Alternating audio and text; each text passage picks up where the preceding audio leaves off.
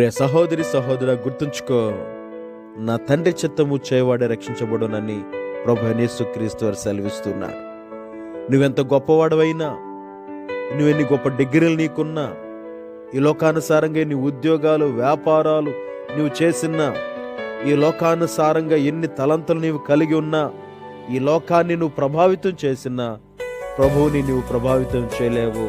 వాటిని బట్టి నీవు రక్షణ పొందుకోలేవు. మరి ఎట్లు పొందుకోవాలంటే, నా తండ్రి చిత్తము చేయవాడే రక్షణ పొందుకుంటాడని ప్రభువైన యేసుక్రీస్తు వారు కొండ మీద ప్రసంగములో ఆయన మనకు తెలియచేస్తున్నారు. ఆయన చిత్తం ఏంటంటే, నీ వెలుగును లోకానికి ప్రకాశింప చేయటమే నా తండ్రి యొక్క చిత్తమని తెలియచేస్తున్నారు. ఆయన ఆజ్ఞలను పాటించడమే నా తండ్రి యొక్క చిత్తమని తెలియచేస్తున్నారు. హెచ్చించుకునటం మాని నిజాయితీగా మాట్లాడటమే దేవుని యొక్క చిత్తమని తెలియచేస్తున్నారు. శత్రువులతో ప్రేమగా ఉండటమే దేవుని యొక్క చిత్తమని తెలియచేస్తూ ఉంటున్నారు. ఆపదల్లో ఉన్న వారి, కష్టాల్లో ఉన్న వారికి చేయూతనీయటమే నా తండ్రి యొక్క చిత్తమని తెలియచేస్తున్నారు. అనుదినము ప్రార్థన చేయటము నా తండ్రి యొక్క చిత్తమని తెలియచేస్తున్నారు. నీ శత్రువులను క్షమించడము దేవుని యొక్క చిత్తమని తెలియచేస్తున్నాడు.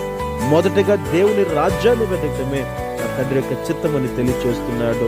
ఇతరులకు తీర్పు తీర్చుకోవడమే నా తండ్రి యొక్క చిత్తమని తెలియచేస్తున్నాడు. కనుక వీటిలో ఏది కూడా తప్పుకోకుండా అనుదినము తండ్రి యొక్క చిత్తానికి మనం లోపరుచుకుంటూ, చిత్తాన్ని జరిగిస్తూ, ప్రభు కొరకు ఎదురు చూస్తూ ఆయన అనుగ్రహించు రక్షణను పొందుకోవడానికి పరిశుద్ధాత్మ దేవుడు మనకు తోడుగుండును గాక.